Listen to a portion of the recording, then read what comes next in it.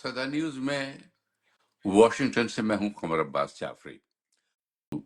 मशरिक वस्ता Israel और Iran ही है होगी। डॉक्टर फारूक हसनात हमारे साथ हैं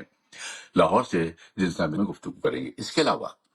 जो गजा की सूरत हाल है उसकी तामीर के लिए सदर ट्रंप की जानिब से एक तजवीज़ के बाद अब इस्लामी मुल्कों ने अपना एक इजलास किया है और वो चाहते हैं कि वो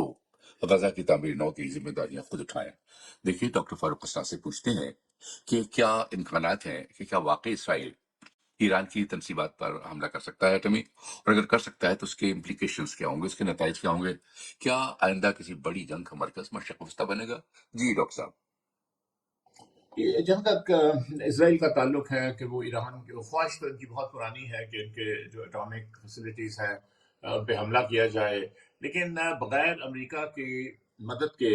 और बग़ैर अमेरिका की सपोर्ट के और ये मुमकिन नहीं है उनके लिए, बिल्कुल नामुमकिन है। और इस वक्त जो सूरत हाल जा रही है वो यही जा रही है कि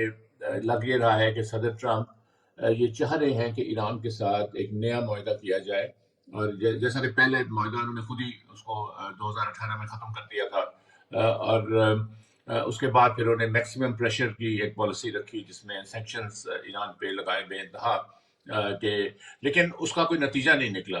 अब इन्होंने इस अरसे में एक चीज़ तो सीखी है कि आपको बातचीत ही करनी पड़ेगी, और एक जिस तरह वो कहते हैं कि एक नया मुआहदा ईरान के साथ करना पड़ेगा। देखिए, दूसरी तरफ हम आर्गूमेंट्स के लिए और एक बहस के लिए अगर हम ये मान लें कि इसराइल हमला करता है ईरान के ऊपर, तो फिर ये जंग रुकेगी नहीं वहाँ पे, क्योंकि ये जंग जी फिर बहुत ज़्यादा उसका फैलाव होगा और मुख्तलिफ सिमतों की तरफ से उसका फैलाव होगा, और एक लंबा लंबा अरसे तक एक सैबोटाज का सिलसिला, सुसाइडल बॉम्बिंग का सिलसिला, और फिर जो उसमें जो एक्सट्रीम राइटिस्ट है विंग्स जो अभी तो दबे हुए हैं, कमज़ोर हैं, अलकायदा है, दाइश भी है, इनको भी एक मौका मिल जाएगा कि वो भी अपनी कार्रवाइयाँ वहाँ पे वो कर सकें। और इसके अलावा और भी हमें नजर आएंगे बहुत बहुत से ऐसे ग्रोह जो कि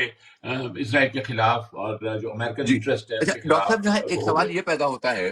कि जो इजरायली वजीर आजम है बेंजामिन नेतन्याहू, ये कई बार कह चुके हैं कि हम ईरान को एटम बम नहीं बनाने देंगे। तो क्या ये भी मुमकिन है कि वो अमेरिका की आशीर्वाद के बगैर, उसकी मर्जी के बगैर अमेरिका को बाईपास करके डायरेक्ट हमला करें इस ईरान पर?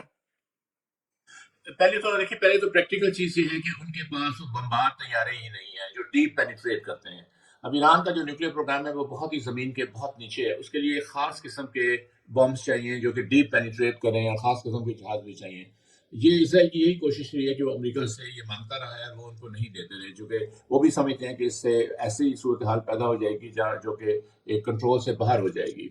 तो पॉइंट ऑफ इसलिए नो इसराइल रिटर्न पे के लिए चले जाएंगे। मुमकिन,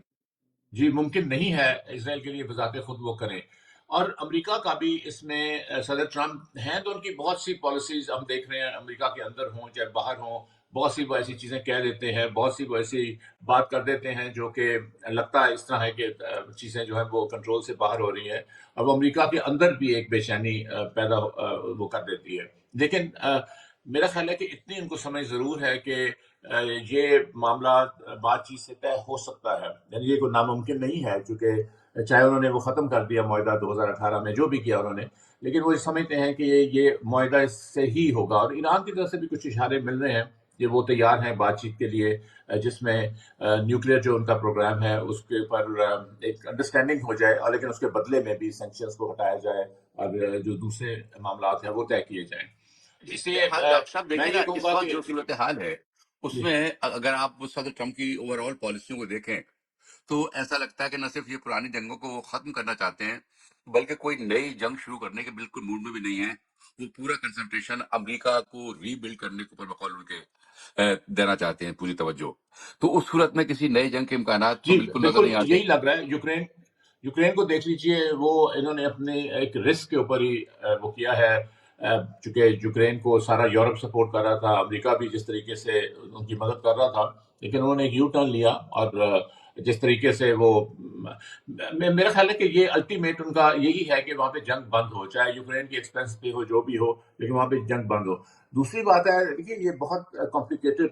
टू एंड फ्रो हो रहा है एक्चुअली, एक कदम आगे एक कदम पीछे वाली बात भी हो रही है। एक तरह तो गाजा की उन्होंने बात की کہ وہاں سے ڈسپلیس کرنا 2 ملین فلسطینیوں کو اور جارڈن اور وہ لے لے، مصر لے لے، جو کہ ممکن نہیں ہے۔ دونوں ممالک نے کہہ دیا کہ یہ ہمارے لیے ممکن نہیں ہے۔ اور اس سلسلے میں ابھی ریاض میں جمعے کو سمٹ بھی ہوا، اور اب 5 مارچ کو عرب لیگ کا بھی اجلاس ہو رہا ہے اس کو ڈسکس کرنے کے لیے، اور اس کو ڈسکس اور کرنے ری کے لیے بلڈ کے ایک تو لیے بالکل فنڈز فراہم کرنے کے واسطے جی غزہ کی ری بلڈنگ کے لیے بھی تو فنڈز وغیرہ جمع کرنا چاہتے ہیں وہ، تاکہ وہاں پر ری بلڈنگ ہو سکے۔ ہاں جی، ایک تخمینہ یہ ہے کہ $50 بلین لگیں گے ان کو ری بلڈ کرنے میں، اور $50 بلین دے گا کون؟ وہ تو سوائے جو عرب ملک ہیں، سعودی عرب ہے، جس طرح UAE ہے، وہ بھی عرب سارے نہیں، صرف گلف آئل پروڈیوسرز ہی وہ کر سکتے ہیں ریکنسٹرکشن کی۔ اور اس میں ایک یہ بھی خیال سامنے آ رہا ہے کہ غزہ کا جو انتظام ہے وہ ٹیکنوکریٹس کے حوالے کر دی جائے۔ یہاں میں یہ کہوں گا، یہ تو رد انہوں نے کر دیا کہ جو امریکہ اس کو ٹیک اوور کر لے اور وہ ریکنسٹرکشن کرے، وہ تو بات نہیں ہوگی۔ وہ یہ چاہ رہے ہیں، جو کہ خبریں آ رہی ہیں، جو ابھی بھی سمٹ میں سے خبریں نکلی ہیں، ابھی عرب لیگ میں بھی وہ پیش ہوں گی مارچ کے پہلے ہفتے میں، وہ یہی ہے کہ کوئی ٹیکنوکریٹس کی اس طرح کی حکومت بنا دی جائے، فلسطینی ٹیکنوکریٹس کی، اور وہ ایک ری بلڈنگ کا جو پروسیس ہے، جو وہ اس کو شروع معاملات ہیں، کرے۔ اس کو وہ دیکھیں، اوورسی کریں، اور وہ اس کو آگے بڑھائیں۔ پیسے البتہ امریکہ تو $1 بھی شاید نہیں دے گا اس میں، لیکن جو عرب ممالک ہیں وہ پھر تبھی تیار ہوں گے اور ریکنسٹرکشن کرنے کے لیے، جو کہ وہ کہہ رہے ہیں کہ 5 سے 6 سال یا اس سے بھی زیادہ لگے گا پوری ریکنسٹرکشن کی، لیکن کم سے کم ایک فیزز میں اس کام کو شروع کر دیا جائے۔ تو اس سے صدر ٹرمپ بھی تھوڑا سا پیچھے ہٹ گیا۔ ابھی وہ فاکس نیوز سے انہوں نے جو انٹرویو کیا ہے حال ہی میں نے کل رات کو ہی کیا تھا، تو اس میں بھی انہوں نے یہی اندیا دیا تھا کہ پاسٹ میں وہ بات کر رہے تھے کہ میں نے یہ کہا، میرا یہ پلان تھا، لیکن وہ عرب ممالک مان نہیں رہے، خاص طور پہ مصر اور جارڈن وہ نہیں مان رہے۔ تو وہ بھی اب اس طرف آ رہے ہیں۔ اب دیکھنا یہ ہے کہ 6 تاریخ کو یا 5 جب بھی ان کی میٹنگ ہے، وہاں سے یہ کیا اعلانیہ آتا ہے، وہاں سے اعلان کیا کر اچھا، پروپوزل آتا ہے، اگر ہم کیونکہ ابھی انہوں نے اوور کوئی آل پروپوزل نہیں دیا۔ اگر ہم اوور آل مشرق وسطیٰ کی صورتحال کو دیکھیں، شام میں اتنی انسٹیبلٹی ہے، عراق کی صورتحال بڑی خراب ہے، تو کیا آپ یہ سمجھتے ہیں کہ جو بڑی طاقتوں کا یہ پاور اسٹرگل ہے شام میں، وہ مزید شدید ہوگی آنے والے دنوں میں؟ اس لیے کہ روس کا بھی انٹرسٹ ہے وہاں پر، چین کا بھی انٹرسٹ ہے، اور ظاہر ہے کہ امریکہ کا بھی انٹرسٹ ہے۔ میرا خیال ہے کہ شام کا مسئلہ کسی حد تک تھوڑا سا اسٹیبلائز ہوا ہے، تھوڑا زیادہ نہیں۔ اور یہ دیکھنا یہ ہے کہ وہاں پہ جو موجودہ جو گروپ ہے وہ کس حد تک وہاں پہ کنٹرول سنبھالتا ہے اور معاملات کو اپنے وہ لیتا ہے کنٹرول میں۔ انہوں نے ایک تو ریکنسیلیشن تو شروع کر دی ہوئی ہے، ترکی سے بھی مل رہے ہیں، سعودی عرب سے بھی مل رہے ہیں، UAE والوں سے بھی مل رہے ہیں، مل تو وہ سب سے رہے ہیں، سب سے بات چیت بھی کر رہے ہیں، مصر سے بھی مل رہے ہیں۔ اس سے یہ یہی رہا ہے کہ وہ ایک بیچ والی کو پالیسی اختیار کریں گے، جس میں الٹیمیٹلی یہ ہوگا کہ جو باہر کے گروپس وہاں پہ آپریٹ کر رہے ہیں، کیونکہ یہ دیکھیے نا، یہ جو ممالک ہیں ان کے ہمسایہ ہیں شام کے، ان کو یہ بھی تو خطرہ ہے کہ اگر شام ڈی اسٹیبلائز پھر سے ہو جائے، مزید ہو جائے، پھر سے خانہ جنگی شروع ہو جائے، تو اس میں جو القاعدہ ہے وہ بالکل ختم نہیں ہوا وہاں پہ۔ داعش تو کافی حد تک ختم ہو گیا، لیکن القاعدہ ختم نہیں ہوا، اور بھی جو ایکسٹریمسٹ گروپس ہیں وہ وہاں پہ سر اٹھا سکتے ہیں، اور ایک ڈی اسٹیبلائز جب شام ہوگا تو پھر ہمسایہ ممالک بھی اس سے متاثر ہوں گے، یقیناً متاثر ہوں گے۔ اس ڈیفینیٹلی، لیے ان جی سب کا بالکل یہی بالکل۔ انٹرسٹ ہے کہ وہاں پہ امن آئے اور ایک اسٹیبلٹی کسی حد تک آ جائے۔ اچھا، ہم ایک بار پھر پلٹتے ہیں ایران کی طرف۔ اگر فرض کیجئے اسرائیل واقعی حملہ کرتا ہے کسی طرح سے مینج کر کے، تو ایران کا ریٹیلیشن کیا بہت شدید ہوگا، یا اسی طرح سے ہوگا جیسے ابھی ایک پچھلے حملے میں انہوں نے خاموشی بڑی حد تک اختیار کر لی تھی؟ یہ اس میں یہ ہوگا کہ یہ آؤٹ آف جو وار جس کو ہم کہتے ہیں کہ فوجی آمنے سامنے، وہ تو ممکن نہیں ہے کیونکہ ان کی سرحدیں نہیں ملتی، لیکن اس میں جو انسرجنسیز ہوتی ہیں، جس میں آپ ایک سیریز آف انسرجنسیز شروع کر دیتے ہیں، اور جو ان کے انٹرسٹ ہیں تمام دنیا میں اور پہلے خطے میں، آپ ان کو ہٹ کرنا شروع کرتے ہیں، آپ ڈائریکٹ کرتے ہیں، یا آپ کے جو ایلائز ہیں، جیسے ہوتیز مثال کے طور پہ انہوں نے پہلے ہی ریڈ سی میں جو شپنگ کو ڈسٹرب کیا ہوا تھا کافی حد تک،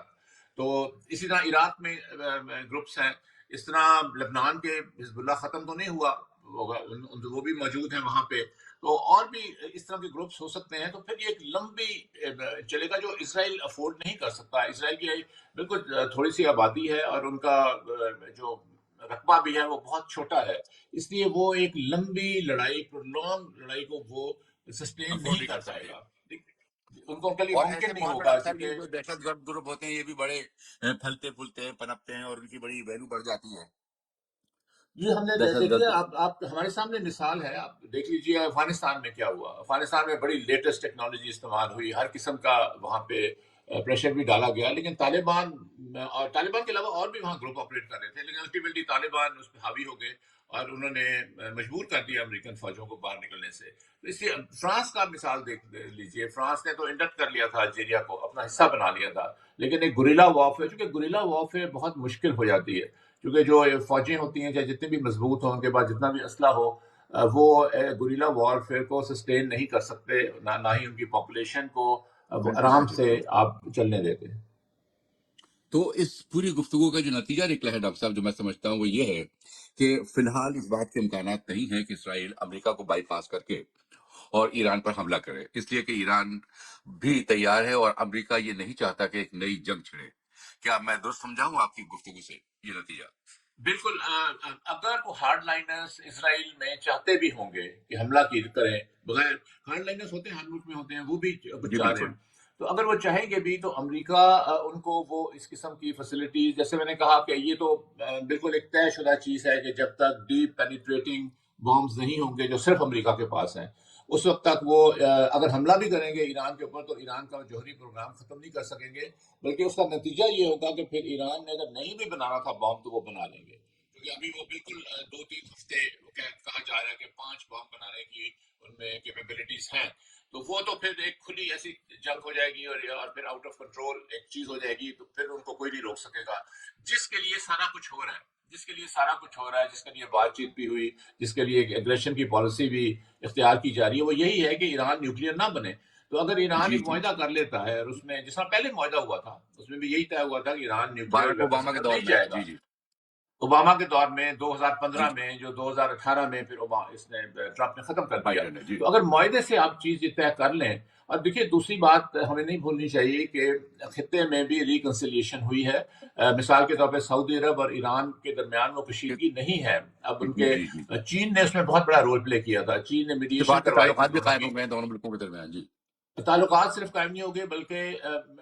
دیکھیے اب جب یہ غزہ کا بھی معاملہ ہوا تھا تو دونوں ممالک نے ایک دوسرے کو کنسلٹ کیا تھا، ان کے وزیر خارجہ بھی ایک دوسرے کو ملے تھے، اب بھی وہ مل رہے ہیں اور وہ بات چیت آپس میں کر رہے ہیں، اسی طرح یو اے ای کے ساتھ بھی نارملائز ہو گئے تعلقات۔ تو اس لیے جب اور اسرائیل کا تو یہی مقصد تھا کہ ہم آئسولیٹ کریں جو عرب گلف کے ممالک ہیں، ابراہم اکارڈز کے سلسلے میں بات ہوئی تھی لیکن سعودی عرب اس میں شامل نہیں ہو سکا تھا، تو اب اگر وہ نارملائز ہو جاتے ہیں تعلقات ایران کے ساتھ تو پھر اسرائیل کا لیوریج بہت کم ہو جاتا ہے، کیونکہ وہ ڈراتے تو بہت کم ایران ہے، سے ہی جی تھے جی کہ وہ آپ پہ حملہ کر دے گا، ہم آپ کی مدد کریں گے، تو جب وہ بات ہی ختم ہو گئی تو پھر ان کا لیوریج بھی اس حصے میں بہت کم ہو جاتا ہے۔